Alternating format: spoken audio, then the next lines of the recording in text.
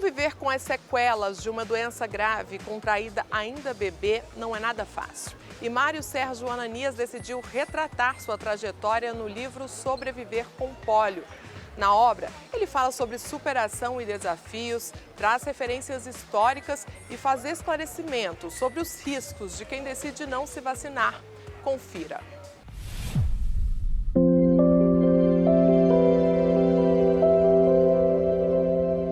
O livro nasceu de uma sugestão de alguns médicos com os quais eu estava tratando um problema do ombro.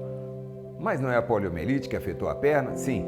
A afetação das pernas faz com que a gente substitua diversas das funções que são das pernas pelos braços. Por exemplo, quando eu vou me levantar, eu me ponho de pé com os braços e quando as pernas já estão eretas, aí sim eu estou de pé.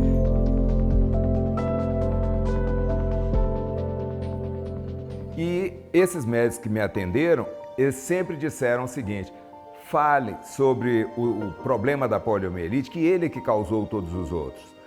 E a única forma que tem de resolver o problema da poliomielite é a vacinação.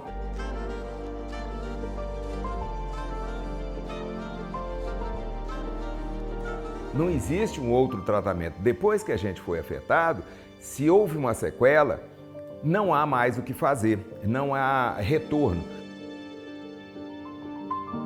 Eu nasci em 1957. Eu era sou o oitavo filho de uma família de 12. É muita gente.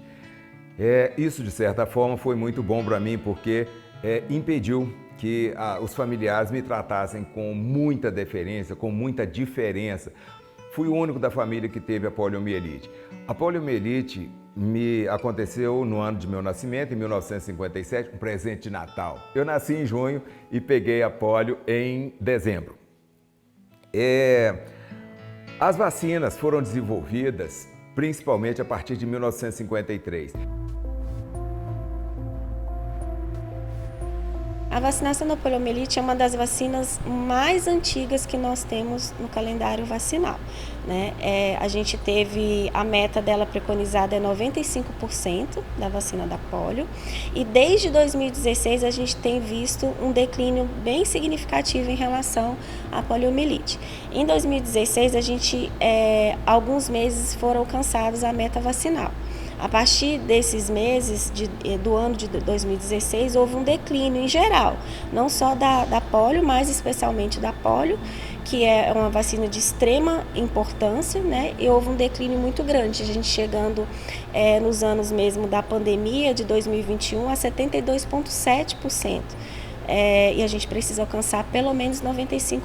Isso é um ponto muito grave em relação à vacinação. É possível viver com polio. Não é impossível. É muito mais difícil. Então, contar a minha história, eu conto da minha vivência em João Monlevade, que é uma cidade, apesar de muito bonita, ela é uma cidade muito acidentada. Para uma pessoa com deficiência, é complicado de viver naquela cidade. Agora não tanto, que hoje nós temos meios de transporte que facilitam bastante. Na época em que eu nasci, não. Era muito difícil. Eu conto a minha história não com autopiedade, nem poderia ser, porque eu tive uma vida muito rica, eu me sinto muito grato pela vida que eu tive. Mas, claro, se eu tivesse as condições físicas em melhor condição, eu não teria tantas dificuldades como outras pessoas não têm. Então, essa história que eu conto procura trazer isso, a importância de que as crianças não precisem passar por coisas que hoje não se justificam mais. Hoje tem a vacina. Quando eu nasci não tinha vacina disponível no Brasil. A poliomielite ela não é uma doença que ainda foi erradicada, ela existe ainda em 3 países na África do Sul. Porém, aqui no Brasil, o último caso que nós tivemos foi em 1989. Só que hoje a gente corre esse risco dessa doença ser reintroduzida pelas baixas coberturas vacinais. Por isso que nós temos feito várias ações extramuros, chamando a população para que leve suas crianças ao posto de saúde mais próximo para que estejam recebendo essa vacina. O Sara Kubitschek, aqui de Brasília, é o hospital que tem o maior número de sequelados de poliomielite do Brasil. Eu tive uma sequela na perna direita e agora, depois de adulta, junto do grupo de paralisia infantil que foi criado no Sara Kubitschek, justamente porque foi uma doença erradicada e não existia mais casos, e foi criado um grupo para se conhecer, até para os próprios residentes conhecerem mais a fundo como seria a paralisia infantil. Eu descobri que eu tinha uma sequela na mão direita. Graças a Deus, a minha família pôde providenciar muita coisa. A minha mudança para Brasília foi em função disso, porque na época Campos da Paz estava com o Sara Kubitschek aqui, ele era ortopedista e ele estava com um método revolucionário.